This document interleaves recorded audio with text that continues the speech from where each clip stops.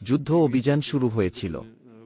আমরা শুরু থেকেই বলেছিলাম, যখন যুদ্ধবিরতির ঘোষণা দিয়েছিলাম, আমরা সবসময় যুদ্ধবিরতির প্রতি ইতিবাচক মনোভাব পোষণ করেছি। এ কারণেই আমরা এই উদ্যোগ নিয়েছিলাম, বিশেষ করে যেহেতু এটি পবিত্র ইস্টারের দিনগুলো নিয়ে। এটি সমস্ত খ্রিস্টানদের জন্য একটি ধর্মীয় উৎসব।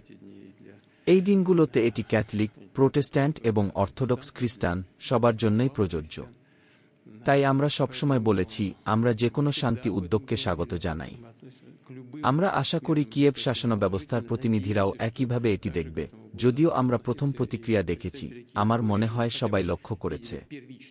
একটি বিবৃতি প্রকাশিত হয়েছিল, যেখানে বলা হয় আমাদের প্রস্তাবকে মানুষের জীবন ও ভাগ্য নিয়ে খেলা হিসেবে দেখা হয়েছে। সম্ভবত কেউ বেশি বুদ্ধিমান উপদেশ দিয়েছিল, সম্ভবত বিদেশি পরামর্শদাতা, যে এমন প্রস্তাবনা বাতিল করা উচিত নয়। এটি কিয়েভ শাসনের জন্য একটি পরীক্ষার পরিস্থিতি। তারা দ্রুত সম্মত হয়েছে এবং এখন আমরা দেখছি কিয়েভ শাসন ব্যবস্থা উদ্যোগটি দখল করার চেষ্টা করছে এবং বলছে সময়সীমা ও লক্ষ্য বিস্তৃত করার কথা। কিন্তু আমাদের বিষয়টি ভালোভাবে বিবেচনা করতে হবে, সবকিছু বিশ্লেষণ করতে হবে এবং ফলাফল দেখতে হবে। আমি এটি শুরুতেই বলেছিলাম, যখন আমি চিফ অব জেনারেল স্টাফের সাথে দেখা করেছিলাম। আমরা দেখব এই ইস্টার যুদ্ধবিরতির অভিজ্ঞতা কেমন হয়। এর মানে কি দাঁড়ায়? সামগ্রিকভাবে আমরা শত্রুপক্ষের যুদ্ধ কার্যক্রমে হ্রাস দেখছি। এটি সত্যি। এই মূল্যায়ন আমাদের কমান্ডারদের কাছ থেকেও এসেছে। তবুও প্রায় ৫,০০০টি লঙ্ঘন হয়েছে, ৪,০০০ নয়। তার মধ্যে ৬,০০০ হামলা, ৬টি সরাসরি হামলা এবং ৯০টি হামলার চেষ্টা, যার মধ্যে বিমান ধাঁচের ড্রোনও ছিল।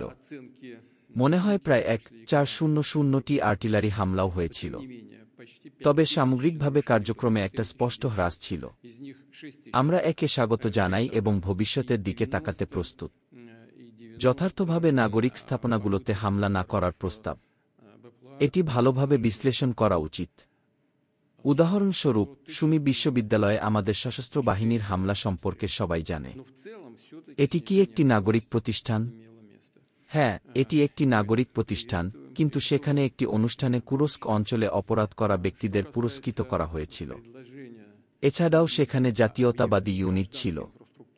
এরা সেই লোকেরা যাদের আমরা অপরাধী হিসেবে দেখি, যারা সীমান্ত অঞ্চলে, বিশেষ করে কুরস্কে, অপরাধ করেছে এবং তাদের শাস্তি প্রাপ্ত। এবং তারা সেই শাস্তিই পেয়েছে। এই হামলাটি তাদের শাস্তি দেওয়ার জন্যই করা হয়েছিল। তাহলে এটি কি নাগরিক স্থাপনা নাকি নয়? এই শাসন ব্যবস্থাটি এসব নাগরিক স্থাপনাকে ব্যবহার করে।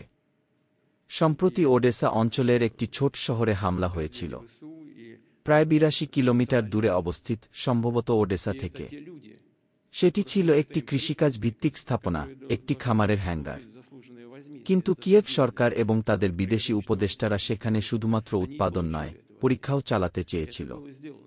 এই কারণেই হামলা হয়েছিল। তাহলে এটি কি একটি নাগরিক স্থাপনা? হ্যাঁ, কিন্তু এটি সামরিক কাজে ব্যবহৃত হচ্ছিল। অথবা ধরুন কোনো রেস্টুরেন্টে সভা হয়। সেই ধরনের লোকেরা যারা তাদের অপরাধের জন্য কঠিন শাস্তির যোগ্য। এরকম ঘটনাও ঘটেছে, সভা, মিটিং, পরিকল্পনা, উদযাপন, মদপান, সব রেস্টুরেন্টে। সেই জায়গাতেও হামলা হয়েছে। তা কি নাগরিক স্থাপনা? হ্যাঁ, কিন্তু লক্ষ্য ছিল সামরিক। সবকিছু বিশ্লেষণ করতে হবে। এটি একটি গভীর তদন্তের বিষয়, সম্ভবত দ্বিপাক্ষিক আলোচনার মাধ্যমেও। আমরা সংলাপের সম্ভাবনা অস্বীকার করছি না।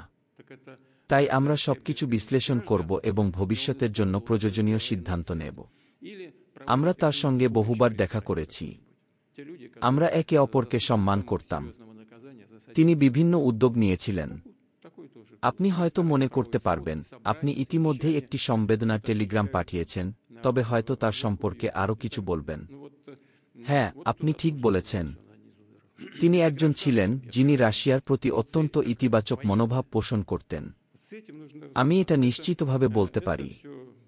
আমরা একাধিকবার ব্যক্তিগতভাবে দেখা করেছি এবং বিভিন্ন চ্যানেলের মাধ্যমে যোগাযোগ রেখেছিলাম।